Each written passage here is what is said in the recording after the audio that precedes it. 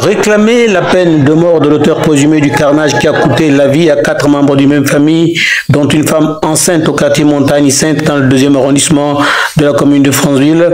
Les parents des victimes, venus par dizaines, ont fait entendre leur voix avec force dans l'enceinte du commissariat central de police à Franceville. Nous voulons la justice. Qu'on nous le donne, on doit le mettre au poteau. La communauté internationale doit voir qu'il y a eu un criminel qui a tué une famille, 5 personnes à lui seul. Il a coupé le bangala, il a coupé la tête. D'après lui, il veut manger. Donc il va manger ça devant tout le monde et puis on va le tuer. La femme était enceinte de 4 mois. 4 mois. Et il a violé les enfants avant de leur tuer. Il viole l'enfant. Aujourd'hui, l'enfant a le sac de l'enfant qui devait aller à l'école. Le sac de Kimi. Nous interpellons monsieur le président de la transition. Cette histoire-là ne doit pas s'arrêter là au commissariat.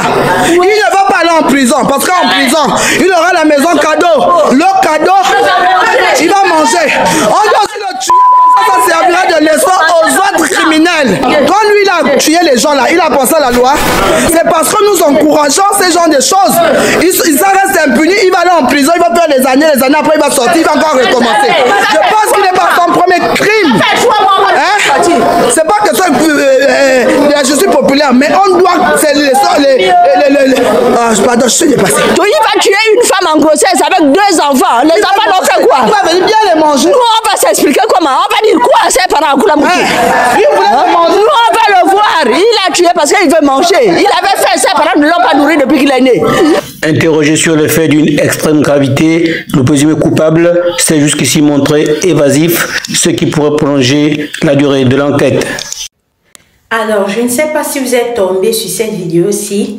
Il s'agit de ce Gabonais-là qui a tué une famille de 4 personnes sous prétexte qu'il avait faim. Alors, la population s'est levée parce qu'ils ne comprennent pas ce geste.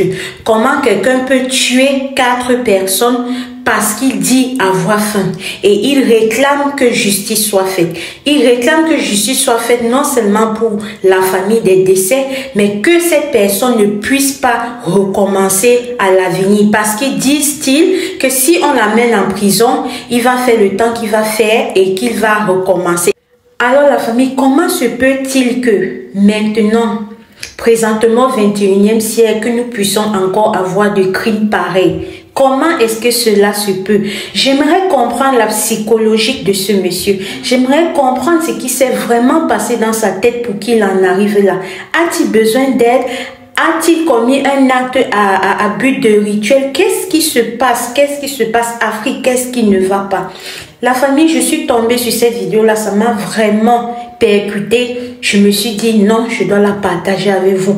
À vous maintenant de me dire ce que vous pensez en commentaire. Si vous trouvez qu'il a eu raison de commettre un tel acte aussi horrible que ça. Si vous trouvez que les gens qui réclament justice, une justice particulière dans ce cas-ci, ils ont raison. J'ai besoin de ce que vous pensez en commentaire. N'oubliez pas de liker la vidéo, de la commenter pour qu'elle puisse monter en tête des listes dans les propositions sur YouTube. L'Afrique doit savoir ce qui se passe. Arrêtons un peu. Arrêtons un peu. Alors si tu me suis et que tu n'es pas encore abonné, je t'invite à t'abonner, à partager les vidéos, à les liker, mais aussi à activer ta cloche de notification. Merci.